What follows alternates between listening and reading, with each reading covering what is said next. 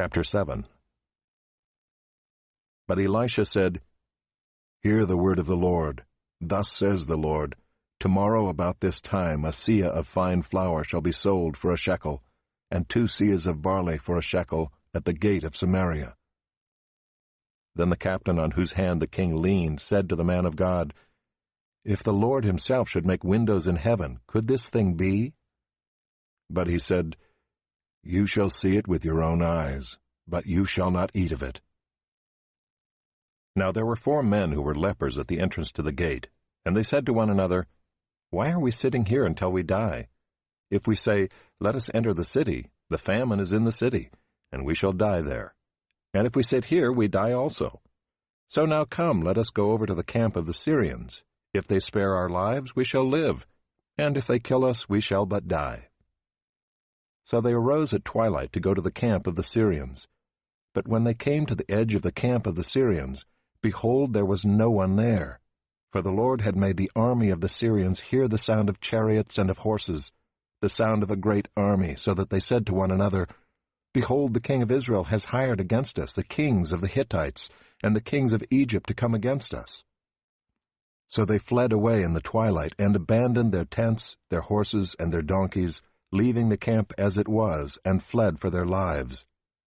And when these lepers came to the edge of the camp, they went into a tent, and ate and drank, and they carried off silver and gold and clothing, and went and hid them. Then they came back and entered another tent, and carried off things from it, and went and hid them. Then they said to one another, We are not doing right. This day is a day of good news. If we are silent and wait until the morning light, punishment will overtake us. Now therefore come, let us go and tell the king's household. So they came and called to the gatekeepers of the city, and told them, We came to the camp of the Syrians, and behold, there was no one to be seen or heard there, nothing but the horses tied and the donkeys tied and the tents as they were. Then the gatekeepers called out, and it was told within the king's household.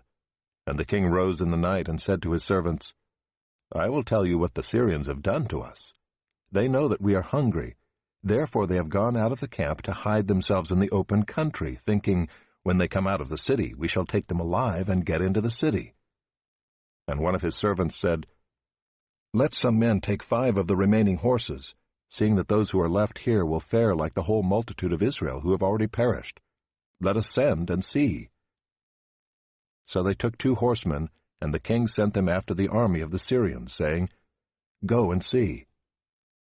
So they went after them as far as the Jordan, and behold, all the way was littered with garments and equipment that the Syrians had thrown away in their haste.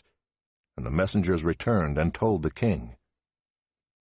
Then the people went out and plundered the camp of the Syrians. So a seah of fine flour was sold for a shekel, and 2 seahs of barley for a shekel, according to the word of the Lord. Now the king had appointed the captain on whose hand he leaned to have charge of the gate. And the people trampled him in the gate, so that he died, as the man of God had said when the king came down to him. For when the man of God had said to the king, 2 seahs of barley shall be sold for a shekel, and a seah of fine flour for a shekel about this time tomorrow in the gate of Samaria, the captain had answered the man of God, If the Lord himself should make windows in heaven, could such a thing be? And he had said, You shall see it with your own eyes, but you shall not eat of it. And so it happened to him, for the people trampled him in the gate, and he died.